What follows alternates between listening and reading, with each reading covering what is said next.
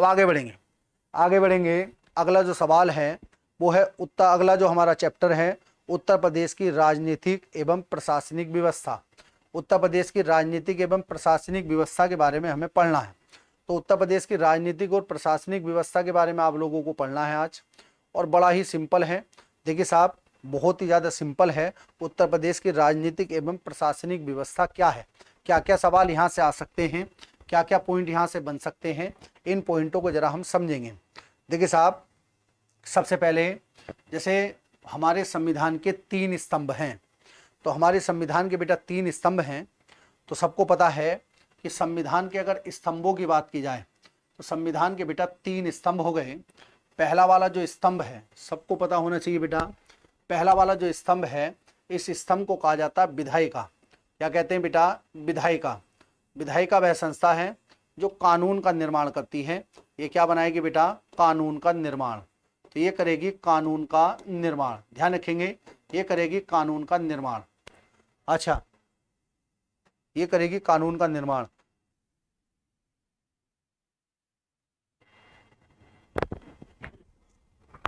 अच्छा, ये क्या है साहब? ये है विधायिका। विधायिका क्या करेगी साहब? कानून का निर्माण करेगी।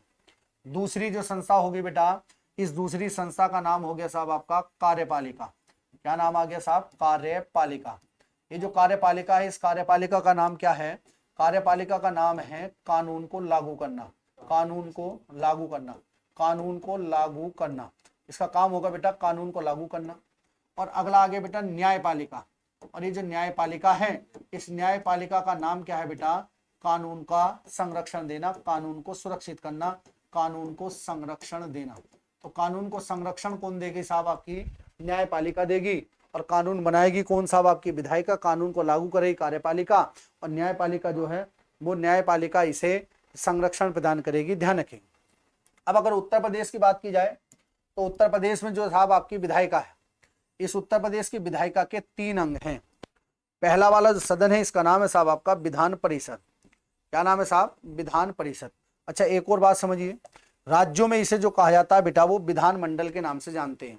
राज्यों की जो विधायिका होती है, इसे क्या कहते हैं बेटा? विधान मंडल। इसे विधान मंडल के नाम से जाना जाता है, ठीक है साहब। अभी जो विधान मंडल है, उत्तर प्रदेश के विधान मंडल के 3 अंग हैं। कितने अंग हैं साहब आपके? 3।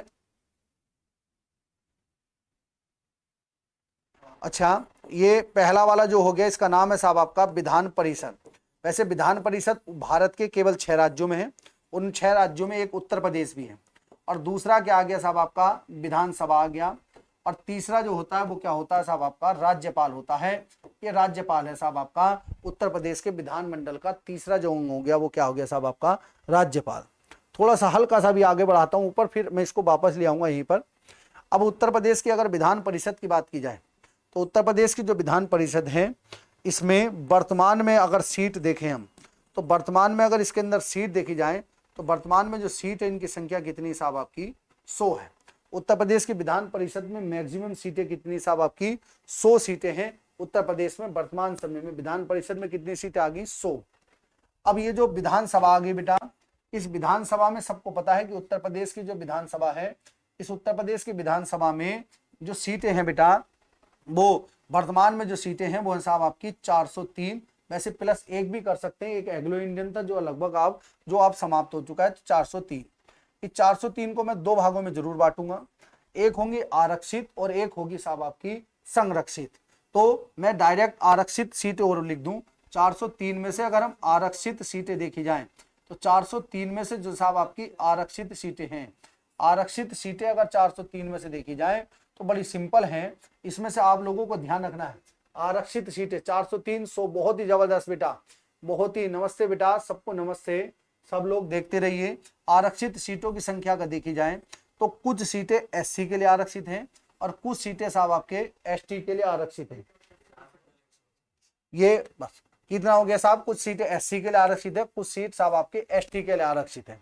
एक और बात आप लोगों को ध्यान रखनी है कि विधानमंडल की अगर बात की जाए तो विधानमंडल का जो उल्लेख है वो अनुच्छेद नंबर 168 में है। विधान परिषद का वर्णन अनुच्छेद नंबर 169 में है। किसमें साहब आपका? 169 में। और विधानसभा का जो आ गया 170 में है। सबको एक एक आगे बढ़ाते चलो, एक एक बढ़ाते चलेंगे तो अपने आप याद हो जाएगा बेटा। अनुच्छेद नंबर 170 में इसका उल्लेख है। तो 168, 169, 170 इसको इसी प्रकार से लिखना, विधान परिषद, विधानसभा और राज्यपाल। अब एक और बात ध्यान रखिए, राज्यपाल की भी देख लो हाथ के हाथ, अनुच्छेद नंबर 153 में राज्यपाल दिया गया। बस थोड़ा सा समय लगता है और फिर आसानी से हो जाएगा। अब साहब एसटी की अगर बात की जाए तो एसटी के लिए 2 सीटें आरक्षित हैं। एसटी के लिए कितनी सीटें आरक्षित है बेटा? 2। एक सीट एसटी का मतलब अनुसूचित जनजाति क्षेत्र। जल्दी से कमेंट करके बताइए उत्तर प्रदेश में एससी के लिए कितनी सीटें आरक्षित है, कमेंट करके बताना। तब तक मैं एसटी की बताता हूं। एसटी के लिए 2 सीटें आरक्षित हैं। एक का नाम है साहब आपका ओबरा और दूसरी का नाम है साहब आपका दुधीही। दूसरी का नाम दुधीही। और दोनों सीट कहां पर पड़ती है साहब आपका? सोनभद्र जिले में पड़ती हैं, क्योंकि सोनभद्र में एसटी की सर्वाधिक आबादी है। 2 ही सीटें इनके लिए आरक्षित हैं। एक ओबरा हो गई और दूसरी क्या आ गई साहब आपकी? दुधीही आ गई। ये 2 जो सीटें हैं ये एसटी समुदाय के लिए आरक्षित हैं। एससी के लिए जल्दी से कमेंट करके बताइए बेटा, एससी के लिए कौन कौन सी कितनी सीटें साहब आपकी आरक्षित हैं? जल्दी से कमेंट करिए। जब तक मैं आपको अगला ये राज्यपाल के बारे में बता दूं। राज्यपाल के बारे में पहले ही पढ़ चुके हैं, सरोजिनी नायडू पहली हैं। वर्तमान में अगर देखा जाए तो वर्तमान में कौन होगी साहब आपकी? आनंदीबेन पटेल। वर्तमान में कौन होगी बेटा? आनंदीबेन पटेल जो हैं वो वर्तमान समय में उत्तर प्रदेश की क्या है साहब आपकी? राज्यपाल हैं। नेहा यदुवंशी 6 नहीं है बेटा, एससी के लिए 6 नहीं है, 80 के आसपास है। मैं थोड़ा सा हिंट भी दे रहा हूं, जल्दी से कमेंट करके बताइए। जल्दी से कमेंट करके बताइए कि कितनी सीटें हैं। हल्का सा मैंने हिंट भी दे दिया। तो विधान मंडल आ गया 168, विधान परिषद 169, विधानसभा 170, राज्यपाल कितना आ गया? 153। और वर्तमान समय में विधान परिषद की मैक्सिमम सीटें कितनी साहब? 100 सीटें वर्तमान समय में हैं। और उत्तर प्रदेश में विधानसभा की कितनी आ गई बेटा? 403 सीटें उत्तर प्रदेश में आ गई हैं। जल्दी से कमेंट करिए। और तब तक हम अगले पॉइंट पर बताएंगे। आप ही, मुझे नहीं पता, ये सोच लो मुझे नहीं आता है, बताना आप लोगों को ही है कि एससी के लिए इतने सारे लोग देख रहे हैं, किसी को ये नहीं पता क्या पढ़ रहे हो बेटा। एक बच्चे का जवाब आया है, गौरव कुमार जी का जवाब आया है 84। क्या गौरव कुमार जी सही हैं? जल्दी से रीचेक करिए और बाकी इधर आइए। ये जो बेटा हमारी संस्था है जिसका काम क्या है बेटा? कानून को लागू करना। इस कार्यपालिका के अंदर कुछ पदाधिकारी शामिल होते हैं। इस कार्यपालिका के अंदर कुछ पदाधिकारी शामिल होते हैं। इसका प्रमुख होता है बेटा राज्यपाल। राज्यपाल के बाद जो आएगा सीएम आएगा। सीएम के अलावा अन्य मंत्री भी इसके अंदर शामिल होंगे। फिर एक और राज्यों के अंदर उपराज्यपाल तो होता नहीं है, तो इसलिए सीधा क्या आ जाता है साहब आपका? सीएम और अन्य मंत्री आ जाते हैं। और फिर एक और होता है साहब जिसको कहा जाता है महाअधिवक्ता। क्या कहते हैं बेटा? महाअधिवक्ता। तो ये तीन व्यक्ति, 3 नहीं है, पद 3 हैं, मगर हैं बहुत सारे व्यक्ति। इनका काम है साहब आपका राज्यों का संचालन करना। इनका काम होता है साहब आपका राज्यों को संचालित करना। ध्यान रखेंगे। सीएम की अगर बात की जाए, सॉरी राज्यपाल की बात की जाए तो अनुच्छेद नंबर 153 में है। 53 में 11 जोड़ो, 53 में 11 जोड़ेंगे तो इसका आ जाएगा बेटा 164 आ जाएगा। 164 में 1 जोड़ो, क्योंकि सीएम से पहले एक आदमी है तो इसके अंदर 1 जोड़ देंगे। सीएम के पहले एक आदमी है तो यहां पर हमने 11 जोड़ा, 11 जोड़ा तो साहब 164 आ गया। इसमें 1 जोड़ देंगे तो क्या आ जाएगा? 165। तो महाधिवक्ता का वर्णन किसमें किया गया? अनुच्छेद नंबर 165 में है। और वर्तमान में अगर महाधिवक्ता देखे जाए, इसे अंग्रेजी में एडवोकेट जनरल भी कहते हैं। एडवोकेट जनरल साहब इसे कहा जाता है। राघवेंद्र सिंह जो है वो वर्तमान समय में महाधिवक्ता हैं। इन्हें अंग्रेजी में एडवोकेट जनरल कहते हैं। क्या आएगा बेटा? एडवोकेट जनरल आएगा। चलिए साहब, किसी ने नहीं बताया। बहरहाल गौरव कुमार जी ने बड़ा अच्छा जवाब दिया है। 84 सीटें जो हैं वो एसटी के लिए क्या है? एससी के लिए साहब आपकी आरक्षित हैं।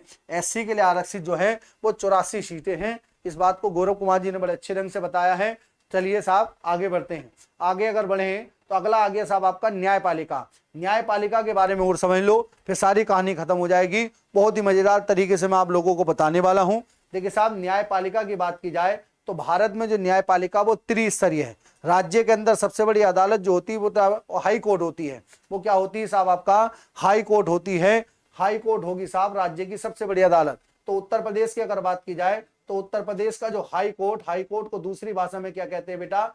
उच्च न्यायालय कहा जाता है। उत्तर प्रदेश का जो हाई कोर्ट है वो हाई कोर्ट कहां पर स्थित है साहब आपका? इलाहाबाद में उत्तर प्रदेश का हाई कोर्ट स्थित है। इलाहाबाद में हाई कोर्ट स्थित है। और हाई कोर्ट की स्थापना जो थी बेटा वो की गई थी 17 मार्च सन 1866 में। मगर 3 साल के बाद यानी कि 1869 में इसको जो है बेटा आगरा में स्थानांतरित कर दिया गया था, इसे आगरा में लेकर के आ गए थे। ठीक है बेटा, तो ये भारत की जो है ये जो उत्तर प्रदेश है, इस उत्तर प्रदेश की जो है बेटा ये हो गई साहब आपकी प्रशासनिक व्यवस्था। इस प्रशासनिक व्यवस्था का आप एक स्क्रीनशॉट जरूर लेंगे ताकि आप लोग कभी भी इसमें मार ना खा सकें। बहुत सारे सवाल इसके अंदर साहब आपके छिपे हुए हैं, बहुत सारे साहब सवाल जो हैं वो इसके अंदर छिपे हुए हैं। इन सवालों को आप पहचानिए और पहचान करके इनको लगाने की कोशिश करिए। ठीक है बेटा, अब हम आगे बढ़ेंगे। जो जो सवाल यहाँ से आ सकते हैं उन सवालों पर धीरे धीरे करके हमें चर्चा करनी है। देखिए साहब, पहला जो सवाल आता है वो यह है कि उत्तर प्रदेश विधानसभा के पहले अध्यक्ष कौन थे? तो सबको पता है पुरुषोत्तम दास टंडन है। वर्तमान में कौन है? सतीश महाना। मैंने आपको पहले बता दिया वर्तमान में कौन है साहब आपके सतीश महाना जो है उत्तर प्रदेश विधानसभा के अध्यक्ष है। अगला सवाल है उत्तर प्रदेश के किस जनपद में सर्वाधिक विधानसभा की सीटें हैं? उत्तर प्रदेश के किस जनपद में सर्वाधिक विधानसभा की सीटें हैं? तो सर्वाधिक विधानसभा की जो सीटें हैं वो इलाहाबाद में है। कितने हैं साहब? इलाहाबाद में है। कितनी हैं? 12 हैं। इलाहाबाद में है सबसे ज्यादा सीटें। कितनी साहब आपकी? 12 सीटें इलाहाबाद के अंदर हैं। मगर 3 राज्य ऐसे हैं जिनमें 2-2 सीटें भी हैं, जिनमें 2-2 विधानसभा की सीटें हैं। एक का नाम है साहब आपका चित्रकूट है, दूसरे का नाम है साहब आपका महोबा, दूसरे का नाम है महोबा। एक का नाम हो गया चित्रकूट, दूसरे का नाम महोबा और तीसरे का नाम क्या आ गया बेटा? श्रावस्ती। ये 3 जिले ऐसे हैं जिनमें विधानसभा की केवल कितनी सीटें साहब आपकी? 2-2 साहब आपकी इसके अंदर सीटें हैं। ध्यान रखेंगे 2-2 सीटें इसके अंदर हैं, इस बात को भी आप ध्यान रखेंगे। अगले सवाल पर पूछो बेटा। अगला सवाल बहुत इंपॉर्टेंट, उत्तर प्रदेश में विधान परिषद के सदस्यों की संख्या कितनी आ गई? 100 आ गई। अभी सब पढ़ लिया, अब सारे सवाल अपने आप होते रहेंगे। अगले सवाल पर पूछो, विधान परिषद के पहले सभापति कौन थे बेटा? चंद्रपाल सिंह। उत्तर प्रदेश विधानसभा परिषद के पहले अध्यक्ष कौन थे बेटा? चंद्रपाल सिंह पहले अध्यक्ष थे। अब देखते हैं बेटा, जितने लोग देख रहे हैं कौन जवाब देगा। वर्तमान समय में उत्तर प्रदेश में विधान परिषद के अध्यक्ष कौन है या वर्तमान सभापति कौन है बेटा? जल्दी से कमेंट करके बताओ, वर्तमान सभापति कौन है? उत्तर प्रदेश के विधान परिषद के वर्तमान समय में सभापति कौन है? जल्दी से कमेंट बताओ, जल्दी से कमेंट करके बताओ भाई, तुम भी बता लो कुछ। अगला है उत्तर प्रदेश की राजकीय भाषा क्या है? उत्तर प्रदेश की राजकीय भाषा 1947 में बेटा हिंदी बनी थी, पहली बनी हिंदी। और 1989 में क्या बनी साहब आपकी? उर्दू बनी थी, सेकंड भाषा उर्दू बनी थी साहब आपकी, सेकंड भाषा। तो पहले दिल्ली है। जल्दी से कमेंट बताओ। पहला आया चंद्रपाल सिंह तो बेटा पहले थे। वर्तमान समय में कुंवर मानवेंद्र सिंह वर्तमान समय में निपा पाल बता रही हैं। क्या ये बदल तो नहीं गए? चेक कर लो। हो शाबाश। नेहा यदुवंशी बता रही योगी। अरे योगी नहीं है बेटा, क्या नाम है इनका? जल्दी से बताओ। शाबाश, कुंवर मानवेंद्र सिंह जो हैं ये साहब आपके उत्तर प्रदेश की विधान परिषद के अध्यक्ष हैं। मानवेंद्र सिंह उत्तर प्रदेश की विधान परिषद के सभापति कौन हो गए? कुंवर मानवेंद्र सिंह। अगले सवाल पर पूछो। अगला सवाल क्या है? उत्तर प्रदेश का हाई कोर्ट बताओ कहां पर है? अबे इलाहाबाद में। अभी तो बताया था। लखनऊ खंडपीठ की स्थापना कब हुई है? वैसे मैं बता चुका हूं साहब आपका, लखनऊ खंडपीठ की स्थापना कौन सी तारीख को हुई थी बेटा? ये हुई थी 2 नवंबर सन 1925 को। 2 नवंबर 1925 को। अगला सवाल देखता हूं कौन बताएगा। अगला सवाल देखते हैं बेटा, कौन मेरा शेर बताने वाला है? उत्तर प्रदेश में विश्वविद्यालयों का कुलपति कौन होता है? कुलाधिपति बताओ। कुलाधिपति कौन होता है? राज्यपाल। कौन होगा बेटा? राज्यपाल कुलाधिपति होगा। कुलाधिपति जो होता है वो राज्यपाल होता है। अगले सवाल, अब तक उत्तर प्रदेश में कितनी बार राष्ट्रपति शासन लग गया? 10 बार। कितनी बार लग चुका है साहब? 10 बार राष्ट्रपति शासन लग चुका है उत्तर प्रदेश में अभी तक। अगला सवाल बताओ भाई, देखते हैं कौन बताएगा। अगला सवाल बताओ। वर्तमान उत्तर प्रदेश सरकार के द्वारा लोकायुक्त अधिनियम कब पारित किया गया? लोकायुक्त अधिनियम कब पारित किया गया और लोकायुक्त की नियुक्ति कब हुई थी? बताओ जल्दी। पहला लोकायुक्त कब नियुक्त किया गया था? तारीख बताओ, तारीख। अच्छा, लोकायुक्त अधिनियम पारित हुआ था 1975 में। 1975 में लोकायुक्त अधिनियम पारित हुआ। मगर पहले जो लोकायुक्त थे इनका नाम था बिशंबर दयाल। क्या नाम था? बिशंबर दयाल।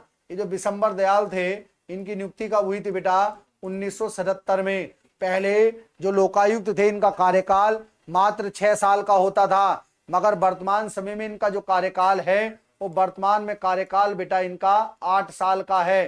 कार्यकाल कितना है साहब इनका? 8 वर्ष का। पहले 6 साल का था, अब 8 साल का हो गया है। वर्तमान में अगर लोकायुक्त की बात करें तो संजय मिश्र या संजय मिश्रा जो हैं वो वर्तमान समय में साहब लोकायुक्त हैं। अगर सवाल आ जाए कि वर्तमान में लोकायुक्त कौन है, तो संजय मिश्रा जो है वर्तमान में लोकायुक्त हैं। उत्तर प्रदेश के लोकायुक्त कौन हो गए साहब? संजय मिश्रा हो गए। 8 साल का कार्यकाल होता है। पहले हो गए बिशंबर दयाल, पहले व्यक्ति हो गए।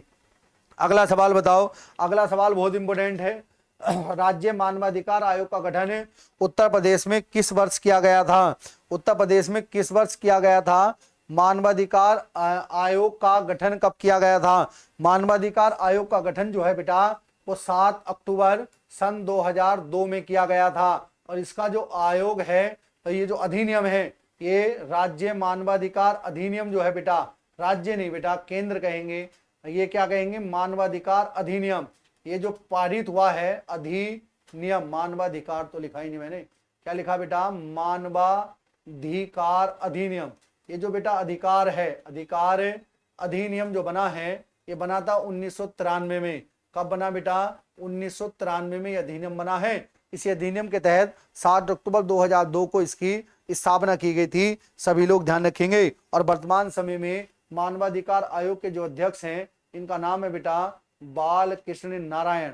ये उत्तर प्रदेश के, ध्यान रखेंगे, बालकृष्ण नारायण जो हैं वो राज्य मानवाधिकार आयोग के अध्यक्ष हैं, बालकृष्ण नारायण।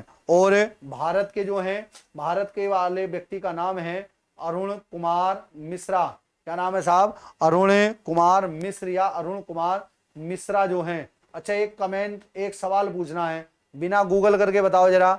उत्तर प्रदेश के वर्तमान समय में हाई कोर्ट, बिना गूगल के बताना है, हाई कोर्ट के मुख्य न्यायाधीश कौन हैं? मुख्य न्यायाधीश बताओ जल्दी से, जल्दी से बताओ, जल्दी से बताओ, ऐसे तो कुछ भी हो सके, जल्दी बताओ। अच्छा, उत्तर प्रदेश का पुलिस संग्रहालय कहाँ पर स्थित है बेटा? गाजियाबाद में। कहाँ पर स्थित है साहब? गाजियाबाद में उत्तर प्रदेश का पुलिस संग्रहालय स्थित है। ध्यान रखेंगे, गाजियाबाद में उत्तर प्रदेश का पुलिस संग्रहालय स्थित है। अच्छा साहब, अगले सवाल पर पूछो। अगले सवाल पर साहब हम पूछें तो अगला सवाल क्या कहता है? उत्तर प्रदेश में ग्राम प्रधान का निर्वाचन, उत्तर प्रदेश में ग्राम प्रधान का जो निर्वाचन है वो होता है। उत्तर प्रदेश में ग्राम प्रधान का निर्वाचन, पढ़ लो सवाल को बड़े ध्यान से, तब इसका जवाब दो। बड़ा अच्छा सवाल है ये।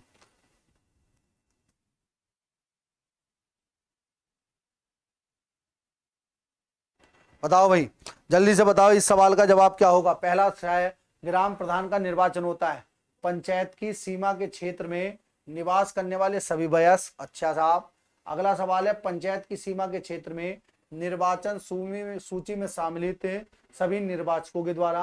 अगला है ग्राम पंचायत के सदस्यों के द्वारा। अगला है पंचायत की सीमा के क्षेत्र के निर्वाचकों में से। तो इसका आंसर क्या होगा? जल्दी से बताओ, बहुत अच्छा सवाल है, बहुत ही अच्छा सवाल है। अच्छा, मैं आपकी सुविधा के लिए बता दूं, बी ऑप्शन बिल्कुल ठीक है। अब और भी क्या कोई ठीक है इसमें?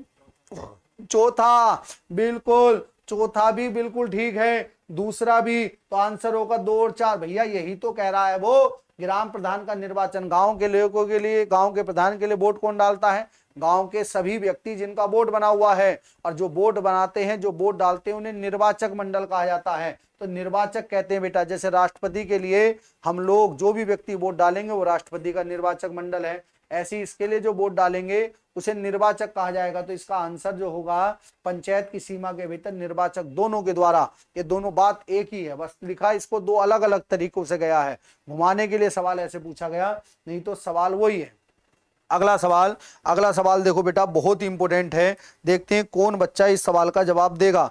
एक तरफ जिले दे रखे हैं, दूसरी तरफ उनका मुख्यालय दे रखा है, तो बहुत आसानी से मिला दोगे, बहुत आसानी से मिला देंगे। अंबेडकर नगर किससे मिलेगा साहब? आपका अकबरपुर से। देखो बेटा, अकबरपुर माटी भी दिया गया है, अकबरपुर माटी भी इसमें साहब आपका ऑप्शन में है, तो कहीं गड़बड़ ना हो जाए, ध्यान रखेंगे। अकबरपुर माटी नहीं है बेटा, कानपुर देहात का मुख्यालय होता है अकबरपुर माटी में। और अंबेडकर नगर का कहां पर आ गया साहब? अकबरपुर में अंबेडकर नगर का मुख्यालय है, और जो जालौन का है वो उरई में है साहब आपका, और सिद्धार्थ नगर का नौगढ़ में हो गया। देख लो ए का कौन सा बैठा, तीसरा, ए का तीसरा। अच्छा नीचे भी सी है बेटा, तो ये तो गड़बड़ हो रहा है। बी का पहला देखो, बी का पहला, डी ऑप्शन हो जाएगा। फिर देखो इसको थोड़ा सा आपको दिखाई ना दे रहा हो तो हल्का सा मैं सवाल छोटा कर दूं तो अब दिखाई दे जाएगा। देखो अब दिखाई दे गया, नहीं दे गया? तो इसका ऑप्शन कौन सा बैठेगा बेटा, डी इसका सटीक आंसर हो जाएगा।